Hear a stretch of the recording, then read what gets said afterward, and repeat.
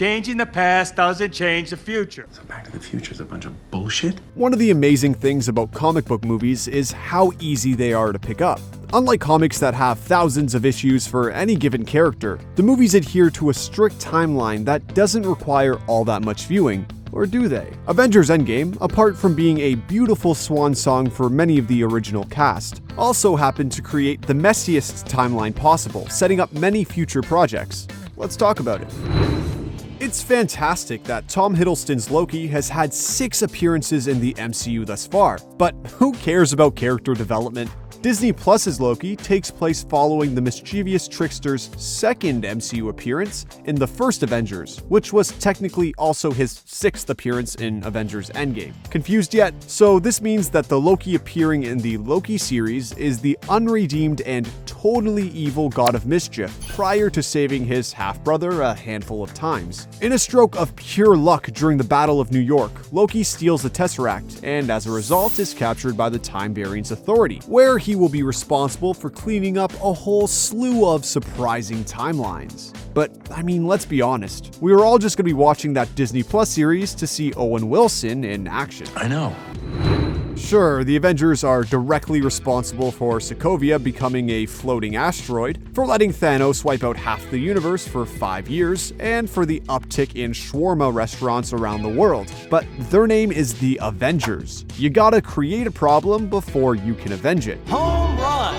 To try and prevent further avenging opportunities, it was decided that the Infinity Stones had to be returned to their original spots in the timeline. Once we're done with the stones, we can return each one to its own timeline at the moment it was taken. Captain America went on this journey, and aside from being the perfect story for a small comic run or spin-off show, eventually landed in his own version of the 1940s, where he was able to safely settle down with Peggy Carter and seemingly retire, knowing that the real timeline was safe and sound. There's lots of interesting differences at play here, since Steve knows the future in this situation. Seemingly, he would have driven Hydra out of S.H.I.E.L.D. and warned the world of the upcoming alien threats well in advance. Essentially, Steve Rogers did Wandavision first, except with an entire timeline rather than just a town.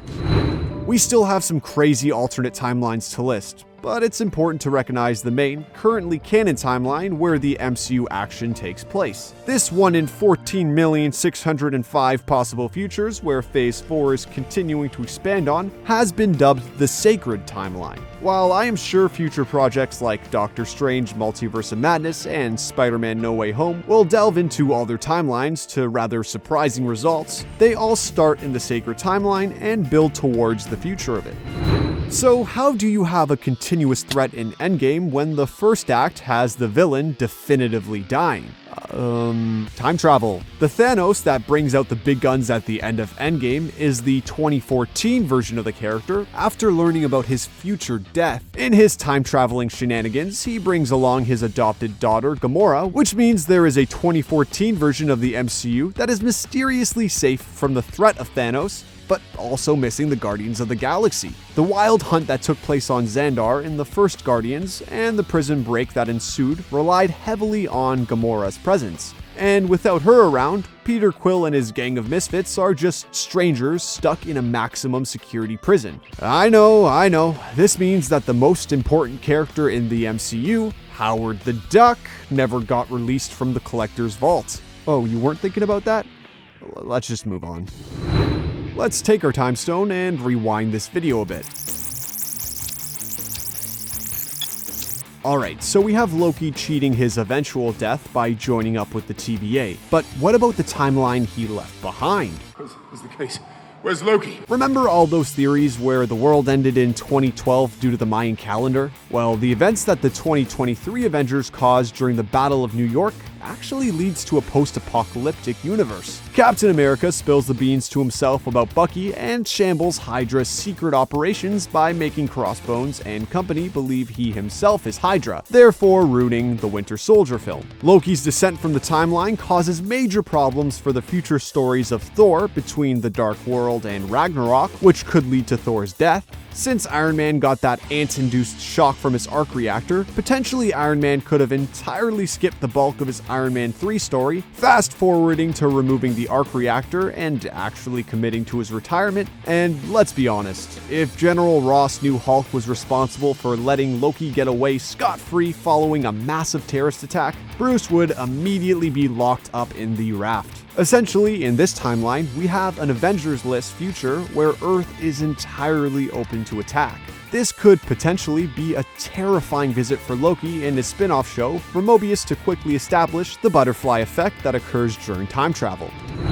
The whole concept of alternate timelines explored through Endgame opened the doors wide open for the upcoming What If series. Had Endgame not played with various timelines, the concept would still be foreign to many audiences, and the show would have possibly never been greenlit.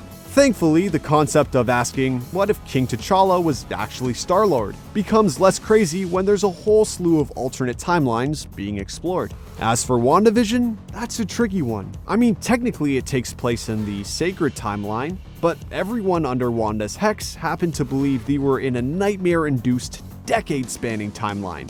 The residents of Westview are going to need some serious therapy after that. Rule number 2. Nobody gets hurt. It's a big one. Then why isn't it rule number 1?